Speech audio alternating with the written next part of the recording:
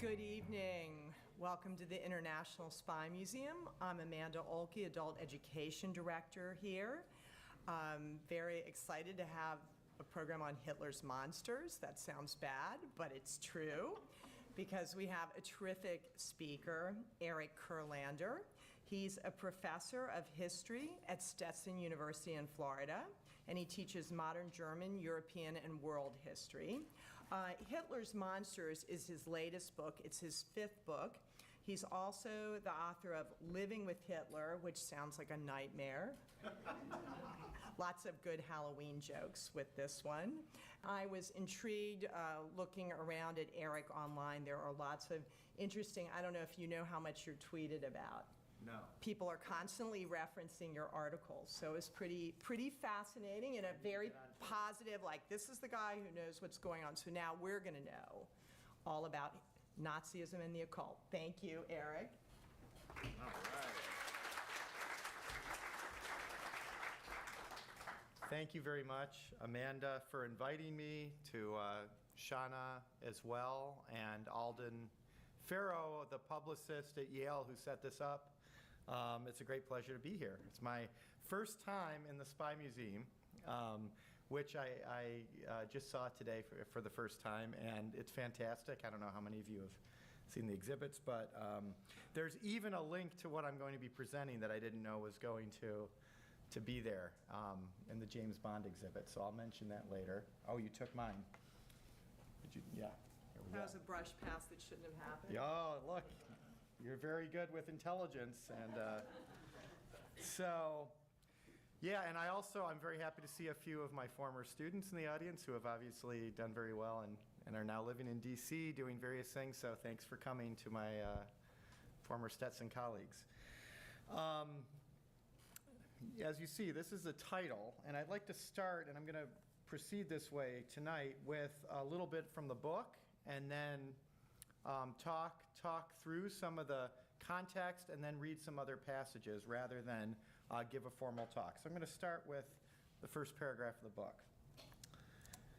So early in the blockbuster movie Captain America: The First Avenger, which many of you have probably seen, a Nazi officer enters a small Norwegian town in search of an ancient relic, the Tesseract, and you can see the Tesseract in a couple iterations up there. The Tesseract promises its owner infinite power. It's a cosmic artifact of sorts. We soon find out that the officer, Johannes Schmidt, has imbibed the prototype of a super soldier serum developed by a fringe or border scientist, we'll get to that later, named Abraham Erskine. And you see Erskine there in the original 1940 comic book. Intended to give Schmidt superhuman strength and agility, the serum instead, because it's in a prototype form and he shouldn't have taken it, causes a monstrous transformation, driving the Nazi officer mad and turning his head into a ghastly red skull. Hence, the supervillain, one of the first in Marvel comic book history, the Red Skull. Erskine escapes to America, where he perfects his serum, and that happens to the best of us, don't worry, transfiguring the prototypical 98-pound weakling, there you see him, Steve Rogers, into our hero.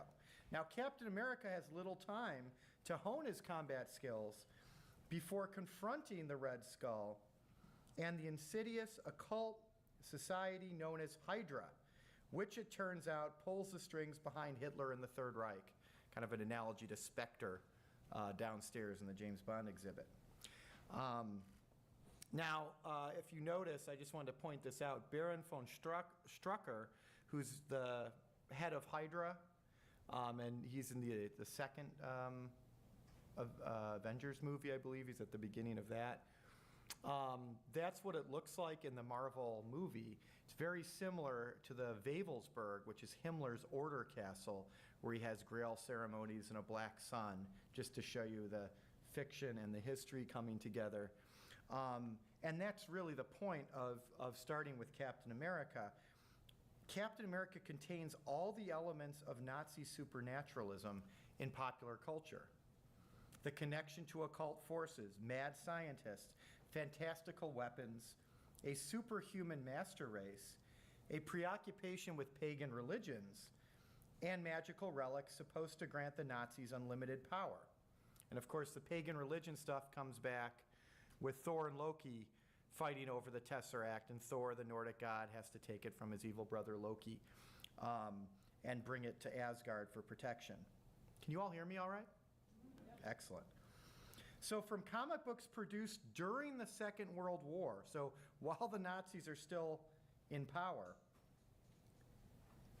through 21st century video games like Castle Wolfenstein, from classic science fiction and adventure films like Raiders of the Lost Ark, The Boys from Brazil, to contemporary horror movies like Dead Snow or Hellboy, or superhero franchises like the Avengers and Captain America, our popular culture is awash with these images of the Nazi supernatural, right? Now, we don't have time today, and that's why I decided to kind of focus, to talk about the entire history of Hitler and the occult, right? This book has 9 chapters. They all deal with different aspects of what I just kind of laid out there. So what I thought we'd do, and then leave the rest for question and answer, is I'd give you some background on the historical relationship between Nazism, occultism, and what I'm calling border science, or what they called border science. Then, using some context from the book itself, look at 3 case studies from one chapter, chapter 7, of the Third Reich utilizing border science and occultism for the purposes of military intelligence and propaganda. They did actually use it for purposes that this museum would find very interesting, and so I chose those case studies. And then if we have time, I'll bring up a couple other examples, and then we can, in the question and answer, talk about more expansive things. So for example, traditional occultism, kind of these doctrines like theosophy. How many of you have heard of theosophy or anthroposophy, right, or Ariosophy? Those kind of broader occult doctrines I won't talk about much initially, nor will I talk about pagan or folkish religion, though that's a major part of the book. I will focus more on what they called Grenzwissenschaft, or border science. And so that's what I'd like to do. So let's start with the historical relationship between Nazism and the supernatural. Now, depending on what your background is, you may recognize some of these individuals or writers. And I just want to riff off of this quote from Alfred Rosenberg. Alfred Rosenberg was the ideological czar of the Nazi Party. He was the one who wrote long essays and tomes about what Nazi ideology was, what was wrong with the conventional bourgeois world, the church. And until very recently, people would have characterized Rosenberg and many Nazi leaders, and we'll get to that, as being, I'm talking about mainstream historians, is very disinterested in the occult, right? And one of the ways I got a contract for the book is after one of the early proposals got a peer review, he said, well, this is all fascinating, but this nothing, there's no history there. I forwarded this quote from Rosenberg himself, and you can see the quote. The success of National Socialism, the unique appearance of the Führer, has no precedent in German history. The consequence is that many Germans, due to their proclivity for the romantic and the mystical, indeed the occult, came to understand the success of National Socialism in this fashion. And he goes on from there. So what is Rosenberg arguing? The reason we were successful is Germans are fascinated by the occult, and they associate us with that. Now we'll go on to say that's not necessarily a good thing, but that's a pretty, if you're looking for an archival source saying there's a story to tell, this is a good one. And he was not alone. So Rosenberg gleaned this. Lothar Eisner, who you see up there, Theodor Adorno, both associated with the Frankfurt School of kind of social, scientific, and cultural criticism in the 1920s. They both argued very openly that Nazism drew on occult thinking, supernatural thinking, esoteric thinking. I have a lot of that in the book. She was a film critic who looked at, like her colleague Siegfried Krakauer, another Frankfurt School film critic. If you heard of the book From Caligari to Hitler, It's a study of expressionism. Anyone, kind of film scholars often cite that book. He and Eisner both argue that the expressionist trend in German culture, the kind of fascination with horror and the macabre and authoritarian personalities, paved the way for Hitler. Adorno said, occultism, like anti-Semitism, which is based on what seems like a science but it's really faith-based, religious, mystical thinking, is exactly what facilitated Nazism. So there's a lot of contemporary intellectuals who made that argument. And then Rudolf von Sobotendorf, who we don't have time to go into today, he argued in 1933 the Nazis came from his movement, his occult movement, and the Thule Society, which he co-founded. Some of you might have heard of the Thule Society, the Thule Gesellschaft. We've got Rosenberg, and we've got Rauschning, a guy who wrote a book about interviews he had with Hitler. So there was a very powerful contemporary belief that the Nazis were wrapped up with occult, border science, and pagan religion. And then you get this first generation of what we call historiography, which is the kind of the interpretations that historians make about the past. And some of these are very good scholarly works, like Mosa, Stern, and Goodrich Clark's The Cult Roots of Nazism, which focuses on one secret Aryan cult, really, the Ariosophists, which I'll talk about briefly today. Others, like The Mourning of the Magicians, is kind of crypto history, like Trevor Ravencroft's Spear of Destiny. I don't know if you've heard of that as well. But all of a sudden, you get this efflorescence in the 60s and 70s of a belief that Nazism is based in the occult, right? Some of it's good history, some of it's not. But all of a sudden, this contemporary idea, after maybe 15 or 20 years of kind of incubation, becomes a very popular trope. All right. And then, including a colleague of mine from graduate school, some people start researching the occult per se, occultism, esotericism, in the 90s and 2000s, and their arguments are much more skeptical. I would say the general trend in a lot of this work is, first of all, everyone was interested in the occult in the 1890s through 1930s. So that's one of the arguments they make. But just as everyone was interested in it, it was also very modern. Everyone is trying New Age spirituality and thinks that maybe they have ESP and they're going to, parapsychologists to test them and see if they really have it, right? There's still people doing that today. We don't have to get to those analogies yet, but we could later on. And so their argument is, why this obsession with Nazism, they call it, when everyone in Central Europe, and even if you read Anne Harrington and others in France and Britain and America, were going to their spiritual gurus and trying out new religions. If anything, that just says that there's nothing really uniquely interesting about the relationship between Nazism, occultism, border science, what have you. The problem with this argument, as you'll see in my own book, is it doesn't have to be a direct connection. That is, not everyone who practices some version of occultism, just like not every Christian supports the same religious doctrine or political party, has to support it for it to be influential, right? For that way of thinking or those doctrines to be influential. So my work, what I'm going to talk about today, accepts their premise that everyone was interested in these border sciences and occult ideas, that they're not quintessentially backwards, but that more than any political party of that era in Germany or elsewhere, the Nazis drew on it, while other parties were skeptical or what does that have to do with social and political, issues, right? So that kind of gives you a sense of the context in which we'll be arguing today. All right. Any questions so far? I want to give you a chance to ask questions about, because I just went through a lot of stuff pretty quickly. Okay, we'll save them for the end. Now, a quick case study here before we get to a quick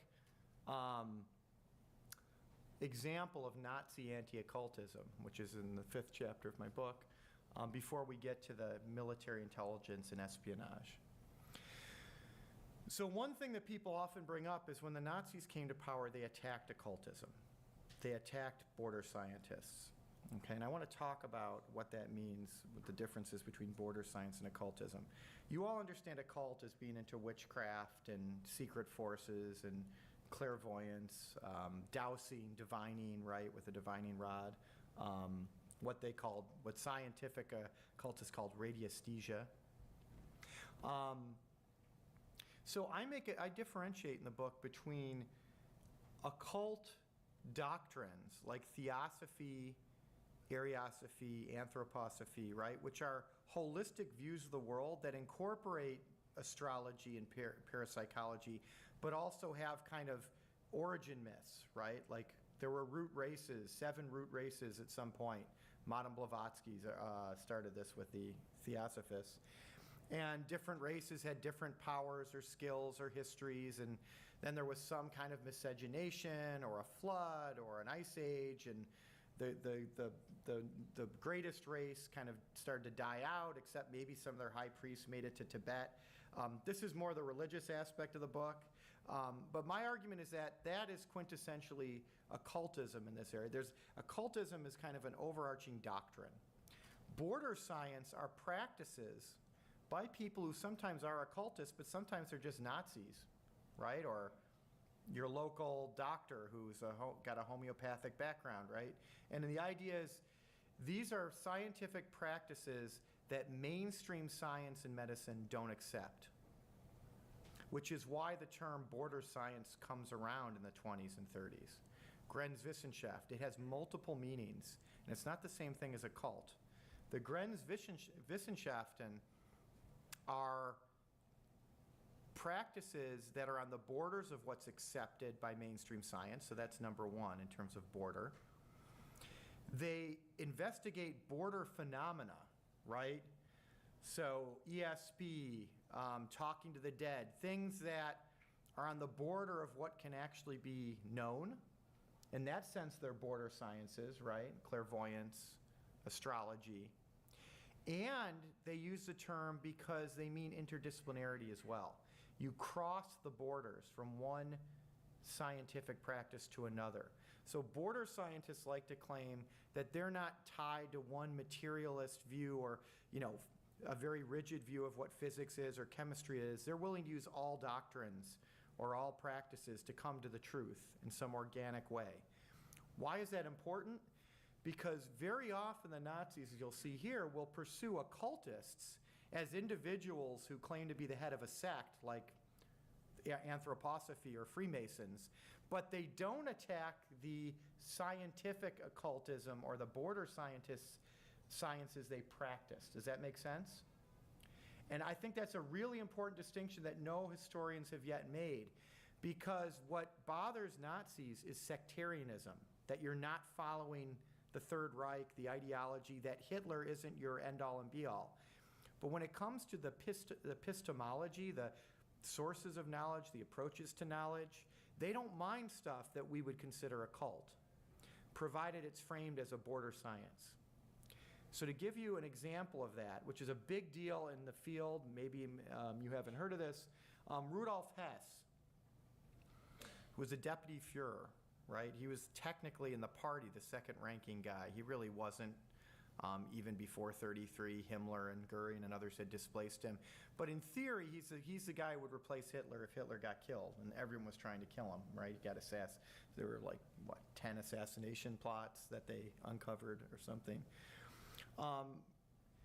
Hess, like Himmler, like many of the people we'll talk about today, was very interested in border science and occultism, and had been practicing it pretty openly. He started a New Age hospital for homeopathic and border scientific practices in 1934. He would have conferences where he would promote that kind of stuff. Even Hitler sent a letter of congratulations in 1935 to one of the big astrological congresses. So a lot of Nazi leaders dabbled or were immersed in this, but Hess was one of the more prominent ones. And in 1941, May of 1941, as many of you might know, he got frustrated. I mean, it's complex what his motivations were, but he was clearly frustrated with being marginalized, and he was frustrated that Hitler was about to open a second front in the Soviet Union, which he saw as disastrous. He was right. And so he thought he would go fly, because he was a decent pilot, he would go fly to Britain on his own and negotiate peace on behalf of Hitler and Third Reich. So I think on May 8th, 1941, he takes off. Now, there is some evidence he did consult with his astrologer, as he and Himmler would do for everything, right, before he left. And then he crash-landed, got captured. The British said, come on, this guy's nuts, and just wanted to do a psychological evaluation. They didn't want to negotiate with him. This was a scandal, obviously, in the middle of the war. Hitler was livid. He said, what's wrong with this guy? How could he do it?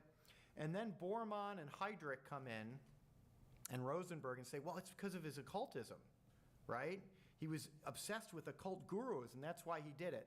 So Hitler says, okay, finally, it's been 8 years. We've used kid gloves until now, but it's time to go after these people, okay? Which is typical of Hitler. Like, he gets focused on something briefly and then loses focus. And for about a month, there was something called the Hess Action. You see the wreckage of the plane. You see the order from Heydrich saying that we've got to pursue this, all these occultists. He lists all of them. But it only lasts a few weeks. And I think that's really important. The only reason it only lasts a few weeks, and I'll get to that here, is because what has often been castigated as pseudoscience in the Third Reich might be characterized as a genuine openness to the very boundaries of the knowable, to border science and so-called scientific occultism. That's one of the premises I want to make before we look at our case studies, that the Nazis may have gone after sectarians, but they liked the practices that those sectarians saw as important, the border science. Now, there were limits, of course. Anyone professing a direct connection to the divine or supernatural might raise the state's hackles, particularly if such individuals appeared likely to contravene the state's political or ideological goals. Okay, so Hess embarrasses the Third Reich. They blame astrologers. They go arrest some astrologers. So, or anthroposophists who wanted to have their own institutes. They might go after them. At the same time, however, the occult could help justify dubious scientific practices, even as it acted as a wellspring of new thinking and experimentation. And the Second World War saw an efflorescence of such thinking. Okay? So that's the context before we get to military intelligence. Now, in March 1940, Hans Bender, who had become Germany's leading parapsychologist, and there you see a picture of him with Uri Geller from the 70s. He's an older gentleman on the top. But in his 30s, he had become the leading parapsychologist, scientific parapsychologist in Germany. He wrote a pessimistic letter in March of 1940 to Karl Kraft. Karl Kraft is down there.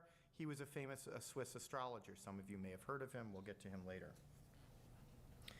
Since 1937, they had both witnessed growing restrictions against occultism.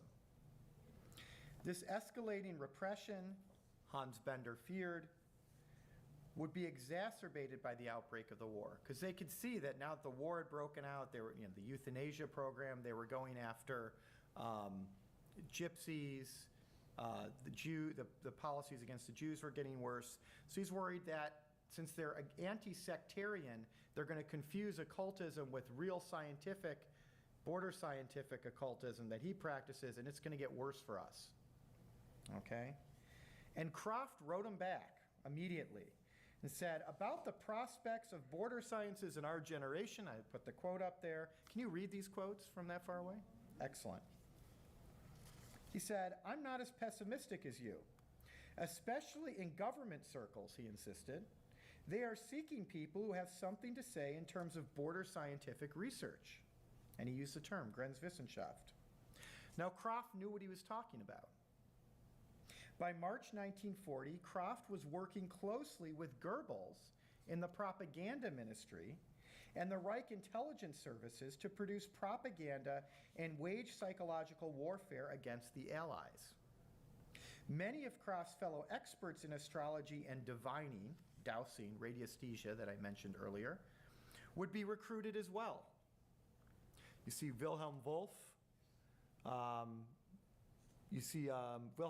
Ludwig Straniak, Gerda Walter. These are some of the figures who would get recruited. Bender's own border scientific research began to receive official sponsorship only during the war. So before the war, he was kind of tolerated. During the war, Himmler and indirectly Hitler start giving money to his university institute, this parapsychologist. For just as the conflict released bottled up economic energies, it also led to a greater Nazi willingness to experiment and exploit border science in the interests of foreign policy, propaganda, and military science. Okay, and that's where our case studies come in. For example, Nostradamus and astrology. Now, before September 1939, as I suggested, the Third Reich had been ambivalent about sponsoring astrology in any official capacity. So Himmler and Hess had intervened to make sure that astrology per se, the practice of scientific astrology, was not banned. But astrologers and people who belonged to astrological societies had been reined in, okay? As had the Catholic Church, the Protestants, Jehovah's Witnesses, even radical pan-German nationalists who hadn't joined the Nazi Party were reined in.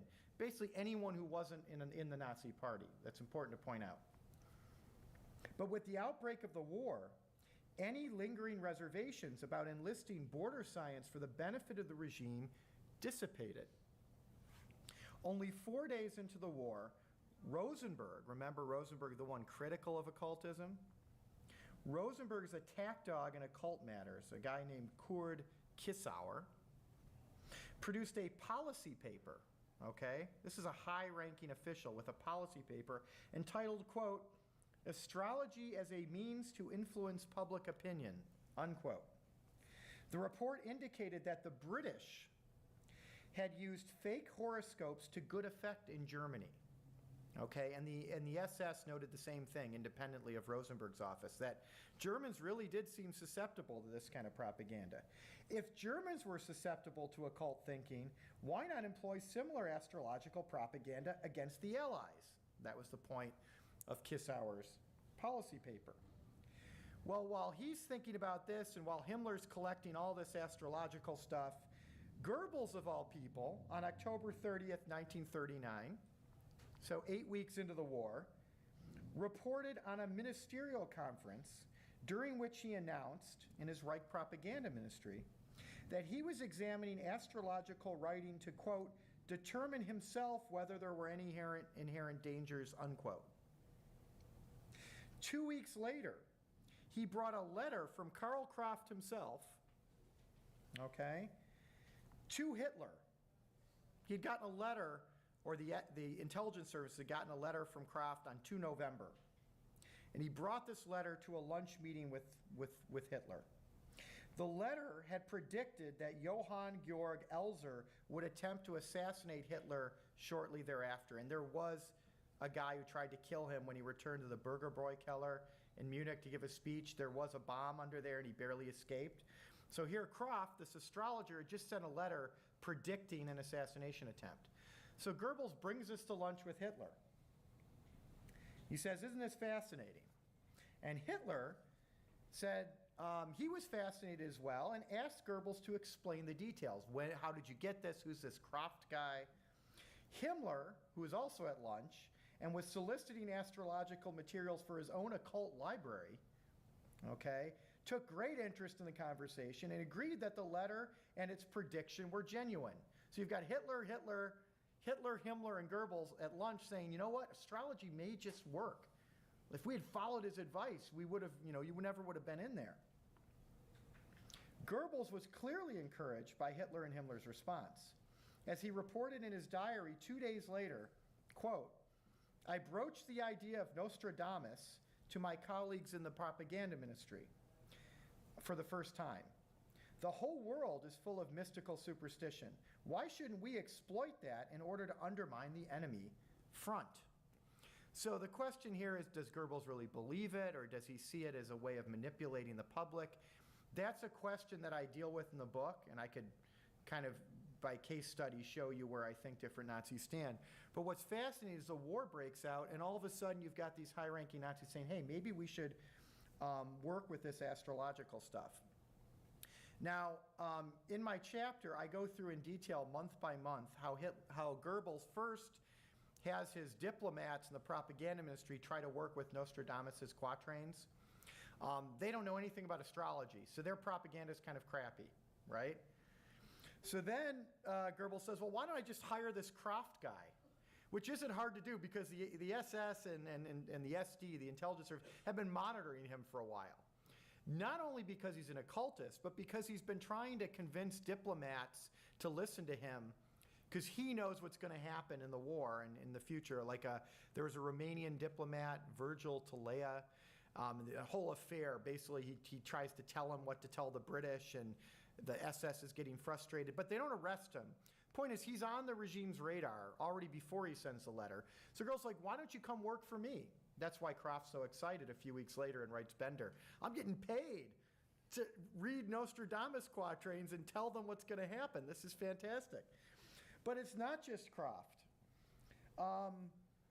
Goebbels had gone to this guy named Kritzinger, Hans Kritzinger, who was a ballistics expert, but also a dowsing expert. Because he was a dowsing expert, he was an astrology expert, because these aren't real sciences. You can be an expert on everything, right? And Kritzinger's the guy who said, Kraft's really good. You should get him. He's a really good scientific astrologer.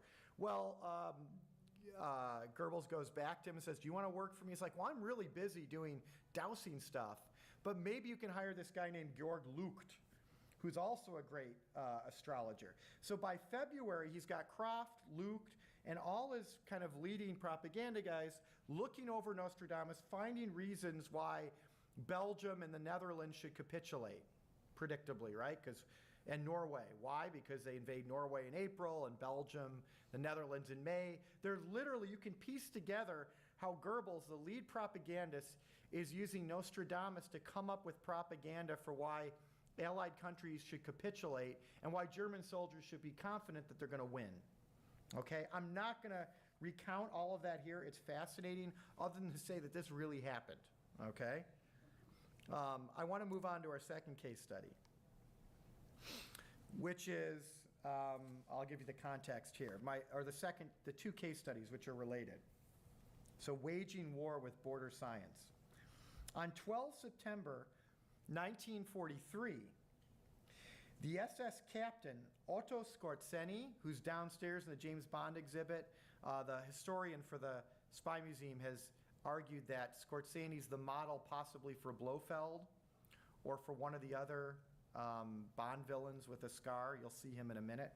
So this Special Forces captain, the SS, Otto Skorzeny, conducted a daring raid on the Campo Imperatore Hotel in Italy's Gran Sasso Mountains. His mission was to liberate Il Duce, Benito Mussolini, whom the Italian people had deposed and arrested in the wake of the Allied landings in Sicily a couple weeks earlier. Now, for weeks, the Italians had been moving Mussolini from one obscure site to another. The goal was to prevent just this kind of rescue operation. It would have been a real propaganda coup if the Axis had gotten Mussolini back and could set up a puppet state, right, in northern Italy.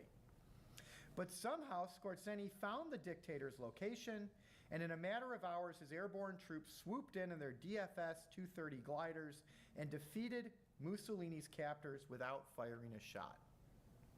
And I'll show you the picture of what we're going to get to that in a minute. Here's the operation I'm talking about, okay? You'll see how they're linked, both of these. Whisked off to Vienna, Mussolini was named leader of the new Italian Social Republic, a German-dominated rump state desperate to hold off the Allied advance. But in the midst of Germany's last offensive in the east, Operation Citadel, the disaster at Kursk, all the other things going on, obviously the Sicily invasion. This might have been the greatest and last major military operation that you could deem successful and a great kind of propaganda coup at the same time. We found Mussolini, rescued him, there's hope, right, for the Axis, right? So Operation Oak constituted one of the Third Reich's last great public relation victories. Nevertheless, the most remarkable aspect of the raid was not Operation Oak, which is a technical term for rescuing Mussolini. It was Operation Mars, the intelligence operation that ostensibly located Mussolini in the first place. Evidence suggests that the information on Mussolini's whereabouts was pieced together by conventional intelligence operations, we'll get to that in a minute, and breaking of Allied radio codes. But Himmler and Schellenberg, who had replaced Heydrich as head of the SD, insisted they garnered this information from an expert team of occultists assembled in a villa under SS administration. Now, Operation Mars wasn't the only time that astrologers, clairvoyants, or diviners would be recruited to help the regime. As you can see here, for 4 years after the Hess action, the SS employed border scientists in military technology and research, seeking ways to improve morale, extract intelligence, and exert mind control. Even the German Navy joined in, assembling a group of diviners and astrologers to locate Allied battleships. So I want to talk about that first, and then we'll get to Operation Mars. Now, after something called world ice theory, which I don't have time to get into today, we can talk about it in the question and answer, the area of border science that was probably most valuable in the Third Reich, or most popular, wasn't astrology, it was radiesthesia, it was divining or dowsing, whether with a stick or a piece of iron on a string, right? That was seen as the most reliable border science. Many Nazi leaders, notably Himmler and Hess, believed in the existence of cosmic forces or so-called earth rays, Erdstrahlen, radiation, that could be detected and harnessed with the proper training. Even Hitler had ordered one of Germany's most famous diviners to check the Reich Chancellery for malignant forms of death rays that were under the earth, and we're going to somehow give him cancer. Hess famously used to sleep with magnets below and above his bed to fend off these terrible death rays. Goebbels also hired dowsers like Kritzinger, I mentioned him a few minutes ago, to assist with Nostradamus propaganda. But the strangest and most telling experiment in radiesthesia was probably the one initiated not by the Nazi Party, which shows you how widespread it is, but the Navy itself. So one of the big myths that's been punctured the last 30 years in all sorts of ways is that the military was somehow insulated, like the church, from all of this crazy stuff. Well, we now know that leaders of the church, especially Protestants, and leaders of the military were almost as immersed in whether it's race science or border science in this stuff as the Nazis were, right? And this is an example of that. There's not a clear line between the sober, technologically adept and conservative military and the crazy Nazis. There's really a spectrum there that they're all on. So by the summer of 1942, the British had begun to turn the tide in the Battle of the Atlantic. As many of you know, the battle between the U-boats who were trying to sink as many convoys as possible to prevent supplies getting to Europe and North Africa, and then using radar, sonar, destroyers, and other things to find the U-boats, right? Now, the success of the British and the Americans by late 42 had nothing to do with dowsing, okay? To locate enemy submarines, the British employed quite natural scientific methods, namely radar and sonar. They were aided in these efforts by sophisticated code breaking and the extensive use of American convoys. But German Navy officials were confused. They weren't sure how they were eluding them or finding submarines. And one of the most confused about the shift in the Battle of the Atlantic was a U-boat captain named Hans Roeder. And there you see him, Captain Hans Roeder. He's not some guy writing comic books in his spare time, Captain America and whatnot and sending weird screeds to the government. He is a Navy captain, right? A science expert in the Navy Patent Office, and an amateur pendulum dowser, right? Because who isn't in Germany at this time? So Roeder was convinced the British were employing dowsing, divining, as a means to locate German ships. As a countermeasure, Roeder suggested that the Navy begin employing border scientific methods. So we're really behind, we haven't yet weaponized this stuff. Were Roeder operating in the Royal Navy, his suggestion to set up an officially sponsored pendulum institute would likely have been dismissed as outrageous. And we know the British and Americans had some fringe things going on, but they never got any money, and it was kind of a joke, and all the efforts were focused on conventional things and massive undertakings like the search for an atomic bomb, right? And yet Roeder was operating in the Third Reich, where many ranking party officials and military men were open to border scientific doctrines. And I could go through a lot of examples of things the Navy and Army and Air Force had been experimenting in. I have other examples in the book. But let's just say that given this context, it comes as no surprise that in September 1942, Roeder received approval from the Navy Intelligence Service, so this is official, for his Pendulum Institute. Its purpose was, quote, to pinpoint the position of enemy convoys at sea by means of pendulums and other supernatural devices so that the German submarine flotillas could be certain of sinking them, unquote. As Rear Admiral Gerhard Wagner, chief of the Navy's operational department, admitted, Roeder, the, quote, pendulum user, was well known to all of us. From the point of view of those days, his work was not that unusual. After all, one was constantly thinking about new techniques, and if someone came and claimed to be able to achieve something by way of a certain method, no matter how crazy, he doesn't say that, it was a matter of course that it was given the opportunity. That's a very official way of saying, yeah, we had no problem with it back then. We understand it sounds nuts today. Now that he had gained official approval and financing, Roeder set out convening, and this is a quote from a witness, a strange band of psychics, pendulum users, tattva researchers, astrologers, astronomers, ballisticians, and mathematicians. These individuals included the Luftwaffe astronomer/astrologer Wilhelm Hartmann, Wilhelm Wulff, who was freed from a concentration camp to become Himmler's personal astrologer, and Straniak, Ludwig Straniak. I showed him, he's up there. He was the most famous scientific dowser in Germany. He wrote all these books about secret powers that you could find with these dowsing rods. He was the first dowser to claim he could teach lay people how to employ a pendulum to locate large metal objects hundreds of miles away. Sounds a lot like enemy ships, right? I wonder why he said he could do that during World War II. Roeder also tapped the prominent astrologers Kritzinger and Kraft. They're still around. The latter recruited directly from prison. I'm not going to get into why Kraft went to prison, but it had nothing to do with occultism. Basically, he was totally rejecting the Nostradamus orders he was being given, and he went rogue and said, all these things were going to happen that Goebbels didn't like. But anyway, they take him out of prison, throw him in this institute. Gerda Walter, a parapsychologist who had weaved in and out of Heydrich's crosshairs for years. Gerda Walter used to claim that she would talk to Ernst Röhm, the dead head of the SA. At night, he would come to her and they would have these nice conversations about why Hitler killed him. They recruit her to help out, okay? The leaders of the German Society for Scientific Occultism that had been banned, they decide to bring the two guys in, Fritz Kvada and Konrad Schupa.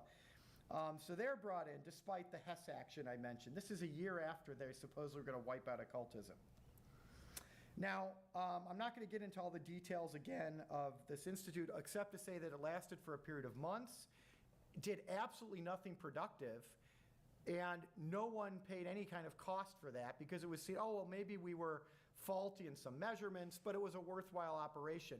In fact, all the occultists, and this is a last case study, that were operating in that realm end up working for the SS a year later to find Mussolini, and that's what I want to close with. So according to a number of Navy officers, the Institute produced no meaningful results. Nevertheless, the Institute indicates the Third Reich, fueled by wartime necessity, had moved into a new, more open phase of border scientific experimentation. The search for Benito Mussolini is emblematic of these continuing efforts. The inspiration for Operation Mars likely grew out of the Pendulum Institute. So very few historians even recognize these things were going on, much less see how they're linked. But it's clear that the Pendulum Institute brought the SS into closer contact with a number of prominent border scientists, including Wilhelm Wolff. Himmler's masseur and confidant Felix Kirsten claims to have facilitated Wolff's rise by soliciting a horoscope of Hitler, which was forwarded to Arthur Nebe, who was head of the criminal police under the SS. And he thought, well, this is a really good horoscope. So he forwarded that on potentially to Himmler. It's equally likely that Wolff's yeoman work for the Pendulum Institute, Wolff claims that he was able to find these ships, unlike other people, brought him to the attention of Nebe, Schellenberg, and eventually Himmler. Whatever the reason, on 28 July 1943, almost a year to the date after the Pendulum Institute opened, Himmler ordered the Gestapo to bring Wolff to Berlin. There he met Nebe, who instructed him as to the particulars of his mission. Mussolini had been kidnapped, and Himmler wanted Wolff to locate Il Duce by astrological means. Now, Wolff was only the first of many occultists contacted. A few days after Wolff's interview with Nebe, so they're giving them interviews to see if they're serious, right? The seer, the clairvoyant Kurt Munk, was taken out of Sachsenhausen concentration camp, where he ended up after the Hesse action, to Berlin, where he was asked to locate Mussolini. So he corroborates this. He's like, they just took me out of the camp and put me in Berlin. This is great. Over the next few days, nearly 40 more representatives of the occult sciences were assembled in a comfortable villa in Wannsee, probably Nebe's International Criminal Police Headquarters. They didn't know anything about the way that the SS worked, but it seems to be where they were assembled. Upon arrival, many of them demanded and were given copious amounts of food, alcohol, and cigarettes. Schellenberg would in fact complain that, quote, these seances cost us much money, as these scientists need good food, drink, and tobacco to be effective. Schellenberg's SS colleague, a guy named Wilhelm Hotel, was more sympathetic to their seemingly Epicurean requests. No wonder that the poor devils, having lived on starvation rations of the concentration camps for years, exploited the opportunity to enjoy honeypots, cigarettes, and alcohol. Like, come on, it's tough in those concentration camps. Why don't we give them the good life for a while? All this food and drink did nothing to dull their preternatural senses. Wolff argued that his own calculations, which took most of August and early September, because he was serious, right, were instrumental in locating Mussolini. So too did Munk, who claimed that the SS produced an ersatz pendulum and a map of Italy on which Munk identified a dead spot in the Abruzzo Mountains. So they're all claiming they found him, right, after the war. Most documentation indicates that it was the conventional intelligence of the SD and the SS, assisted by the captain of a German seaplane squadron, that pieced together Mussolini's location. Years later, so after this has all been deemed crazy, this is very important historically. By the 50s and 60s, a lot of the Nazis and Germans and Navy leaders saying, oh yeah, we didn't really believe that, right? So years later, Hotel himself would admit that it was probably conventional intelligence that located Il Duce. The whole operation, he suggested in a memoir, had been organized to placate Himmler, who of course had committed suicide, right? Whose belief in the occult sciences were well known. However, contemporary accounts by Hotel and others tell a different story.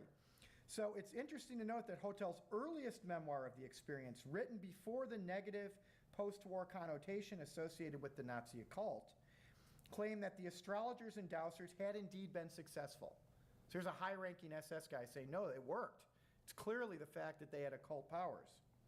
Equally significant is Schellenberg's account. Now, this is really fascinating because Schellenberg, the guy over there who replaced Heydrich, he famously would have Wolff come down for a drink to his office and say, so what's Himmler asking you to research now in the stars? What have you been telling him? As a way to kind of figure out what Himmler's next plans were. Because, Himmler would listen to his astrologer, which suggests he was a little bit skeptical. But Schellenberg in his own account, says that the astrologers and diviners somehow located Mussolini despite having, quote, no contact to the outside world, unquote. Scorzeni himself, right, the model for all these Bond villains, supposedly, reported after the war that the SS had relied on, quote, seers and astrologers to glean Mussolini's whereabouts. So at least at the time, they seem to have thought this stuff worked. Such accounts indicate that many Nazis, and not only Himmler, took Operation Mars seriously. So does the fact that Himmler, Neba, and Schellenberg extracted more than 40 occultists from all over Germany, including the concentration camps. You have to understand, during the war, it was very hard to get out of a concentration camp. Usually, when you went in, you stayed into the end of the war, you got killed. The fact that they're taking them out is remarkable, but get this. Move them to a luxurious villa in Wannsee. Himmler even followed through on his promise to grant occultists, quote, their freedom, as well as 100,000 Reichsmarks if they were successful. When Munch, remember that guy who was taken out of Sachsenhausen, submitted his petition for release, the camp commander, no doubt nonplussed by the request, like, you want to get out of the concentration camp again, countered with the option of a cushier position as camp elder. So you can be a capo. I'm not letting you out of the concentration camp. The astrologer insisted on his full release, citing his work on behalf of, quote, the liberation of Mussolini. After the commander contacted the SS leadership, Munch was freed. So either Himmler or Schellenberg said, yeah, he really did help us. You got to let him out. Wolf, the guy who was also in a concentration camp and was charging thousands of marks, so it was illegal to exploit people with occult means. That was one of the things the Nazis did pursue that was already in the Weimar Republic. If you were basically telling people whatever they wanted to hear to make money off of them, claiming you had magic powers, you could be arrested or fined. Wolf was doing this all the time. That's why he was initially arrested. But after the Pendulum Institute and the Mussolini thing, Wolf received amnesty and followed up with a request, this is fantastic, that the SS return all his books and other occult materials that the Gestapo had confiscated in the Hess action more than 2 years earlier. In late 1943, Neba ordered the return of all of Wolf's library, and a few months later, Wolf became Himmler's personal astrologer. Okay? So, I don't want to go much further other than to say there's a lot of other examples beyond military intelligence that we just talked about. The use of border science in racial resettlement and Eastern colonization is something we could talk about in the question and answer. Biodynamic agriculture, which comes out of anthroposophy, and settlement in the East. That's another theme I thought I'd throw out there. Human experiments in the Holocaust, I argue in the book, are directly linked to this kind of thinking and these doctrines. And then finally, miracle weapons, supernatural partisans, and the collapse of the Third Reich. You literally, and I will end with this, have a point in late 44 and 45 when Hitler, Himmler, and Goebbels are creating a werewolf partisan unit. Okay, they call them werewolves because werewolves on the folkish right have always been a positive monster. That's Germanic, lives in the woods, is masculine, goes back to Odin and Thor. To fight vampires, the Slavic and Jewish interlopers from the East. And even ethnic Germans fleeing Serbia reported on being attacked by Slavic vampires who were really communist partisans. Okay? I'm not making this up. So even the end of the war can be seen as a fight between, that's why I use the term Twilight, Nazi vampires and Slavic or Jewish, or Nazi werewolves and Slavic or Jewish vampires. So I'll leave it at that. Some basic conclusions to get back to a more academic frame of mind. Number one, magic, occultism, and border science were generally taken quite seriously by the leaders of the Third Reich, but especially after 39. Which is remarkable. Instead of letting occultists languish in concentration camps after the 1937 ban on astrology or the 1941 Hess action, many Nazi leaders hired the Reich's most accurate astrologers, diviners, pendulum dowsers, anthroposophists, and world ice theorists to produce propaganda, provide military intelligence, locate enemy battleships, enhance agricultural production techniques, and instruct German soldiers how to fight without regard for their own safety. Indeed, many Nazi leaders took the opportunity of the more restrictive legal environment after 37, and especially the Hess action, to enlist out-of-work occultists for their own purposes. So think about this. They make it impossible to practice occultism in the private sector, then say, hey, you've got nothing to do, come work for us. Right? Confiscated materials were not destroyed, but made it to Himmler and other leading SS men's personal libraries, or amazingly, were loaned out to Germany's most famous parapsychologist, Hans Bender, remember him, who was encouraged to open his own institute for the study of border science at the new Reich University of Strasbourg.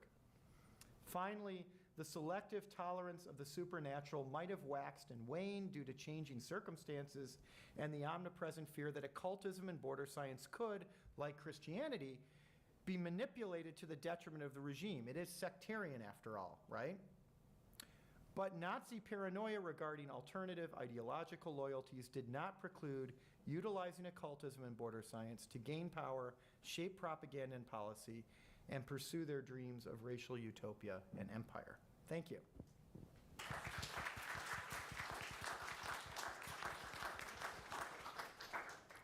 50 minutes, so that's That was amazing and scary, and I think we'll have to open a Pendulum Institute here at some point. Anybody have any questions? I was wondering what the connection was with the Holocaust with this. Right. So it's a great question. There's a lot there. I would say there's all three of the strands of my research, the occultism, the pagan religion, and the border science come together in the Holocaust. So on the one hand, you have a eugenical theories that have left the boundaries of mainstream science. So eugenics in the West, it's horrible, and ultimately most of it's pseudoscience, right? It doesn't really work. It's not practicable. But the reason it didn't expand is because mainstream biologists and anthropologists are like, what are you doing with that syphilis experiment? You haven't proved anything. And most of the scientists, and this is, you need this background to understand the difference, right? Who were practicing eugenics said, you're right, we can't, there's double-blind tests. It's too bad we killed all those poor African Americans, but it isn't really working, right? Eugenics doesn't make sense. There were no massive programs of eugenics that lasted. In the Third Reich, they didn't really care whether it was accepted by international peer review. So they would talk in Darwinian and eugenical ways, but they're really getting the ideas from Ariosophy and Anthroposophy of root races and Atlantis and world ice theory. The idea that there are superior races and inferior races, that some have monstrous qualities and abilities, others are superhuman. So when you think in those terms, and the Jews are the worst of all races, and you're in a period of dearth and you're fighting against the Jewish Bolshevist menace, all of a sudden eliminating Jews is not a complex eugenical issue of, well, which Jews do we eliminate and are they partially German, becomes they're monsters that have to be gotten rid of. Now, where do we see that reinforced? We see that reinforced in the views of Jews as vampires coming out of folklore. So Hitler, Himmler, Rosenberg, all these analogies or just literal like equations of Jews to parasitic monsters or literally vampires who like sleep under the earth and come out at night to attack Aryan women and suck out their life force and corrupt them. This is not just a Nazi thing. I mean, there's examples, even the mainstream film Nosferatu is seen as a caricature of an East European Jewish interloper with superhuman powers over an Aryan. I mean, there's all sorts of cultural studies, interpretations, but I'm arguing that these things reinforce each other. So the folklore and pagan religion and kind of mysticism that informs their anti-Semitism is linked to the eugenics. And then the third thing is this border scientific idea of living space that also has a tradition on the folkish right. The idea that we need blood and soil that's pure, where we can have German peasants, warrior peasants who can fight against the Slavic and Jewish hordes. And when you combine all three in war, and you can start to see why they say, well, we need to eliminate the Jews and secondarily the Slavs to have a pure German empire. Does that make sense? I give a lot more detail in the book, but all three of those things reinforce each other. Eric, do you mind doing a quick touch on world ice, if you can do such a thing? Yeah, so world ice theory was invented by an amateur scientist or kind of popular writer in the 1890s, a guy named Hans Horbiger, an Austrian. And later on, that's a big deal. Like Hitler, he's this brilliant, non-technically trained specialist who understands things better than mainstream scientists, right? It came to him in a dream. He had a dream that there were giant blocks of ice smashing into each other, out in the cosmos, and that must explain everything. And because he didn't know science, he got an amateur astronomer named Philip Thought to write with him a book called Glacial Cosmogony, which I think came out in 1912. And immediately, already, mainstream scientists, geologists, geographers, this is like, one of them famously said, if you just replaced ice with olive oil in the book, it would be no less convincing, right? I mean, it just was meaningless. It was like a religion he had created, that giant blocks of ice smashed into each other, and there were moons of ice, and when they hit the earth, they created a flood, and all the frost giants did well for a while, but then they died out, and the Aryans, lost their civilization. Atlantis collapsed. Fit in perfectly, by the way, with the folkish occult ideas of the time. And so in the 20s and 30s, right-wing thinkers said, well, this is a great science. This isn't Jewish. There's no Einstein that we've got to worry about, or Freud with world ice theory. And then Hitler and Himmler sponsored it in the Third Reich. And I have a whole part of a chapter that goes into the sponsorship of world ice theory. There's a belief that the reason they didn't equip properly for Stalingrad is because they thought that Aryans are more immune to winter because of world ice theory, and therefore the Russians would suffer like they did in World War I because they're inferior and don't have these superpowers, but the Germans will do okay. There's some evidence of that, yeah. Anybody else? Oh, David. I'm curious what insight you have into German public opinion on some of these issues. You've talked a lot about certain leaders, captains, and others, but what about the people? What sources do we have about what the German people bought into? Yes, so that's a great question. And what's wonderful about I showed you some of those works, more revisionist works from the 90s and 2000s. They lay that groundwork for me. So they show the proliferation of border scientific and astrological and occult thinking from the 1890s on. So their argument is that if you were a bourgeois German or Austrian who hung out in a Vienna or Munich, Vienna cafe, Munich beer hall, you believed in something that I talked about.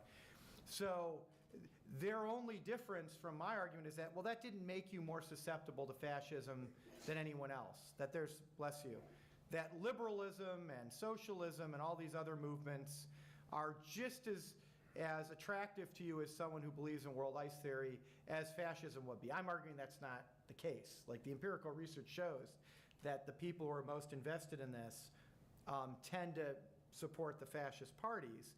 But the fact is, everyone, according to them, is interested in it. Now, I show in the book that even Nazis recognize, or Nazi-affiliated scientists who don't like occultism, that the socialists seem immune to it, and the liberals.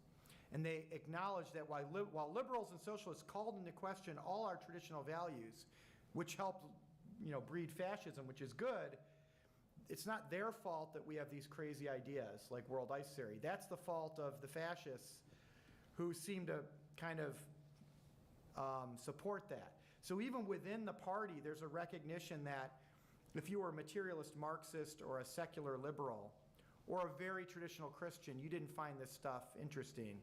Now, my colleagues, revisionist colleagues, would argue, oh no, they were interested too. I don't see as much evidence. If you were an educated liberal or a socialist, you were much less likely to visit an astrologer, or like Ludendorff, think that there's weird conspiracies of people who can manipulate gold and force your train to crash with mind waves and all these other things that right-wing thinkers seem to believe. That you can smell a Jew hundreds of meters away because they're from a different race. Yeah. Good question, though.